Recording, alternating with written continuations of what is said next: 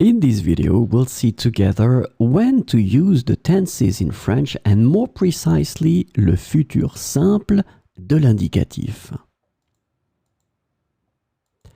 So le futur simple de l'indicatif, the first thing that you need to remember is that it's a simple tense.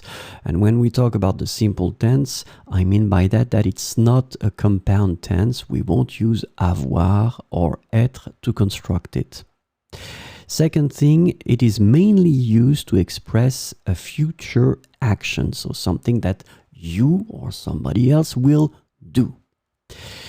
And it will take place later, so the concept is that it has not yet taken place. So it's not in the process, it's something that will happen later. So let's have some examples now. First one, nous irons nous promener demain. Nous irons nous promener demain. So in that situation, as you can see, we have the verb aller here, as you can see, and that's the difficulty for the futur simple, is that in some cases, like for the verb aller, well, the radical is changed quite drastically. So if you're not sure how to conjugate verbs in the futur simple, I really advise you to have a look at my videos, so it will be much easier. So in that situation, it's aller. Nous irons nous promener demain. So you can see that this is only one verb because it's a simple tense, it's not a compound tense. Je te verrai demain soir. So this is really a good example of something that will take place in the future, a future action. Je verrai. The verb is voir once again.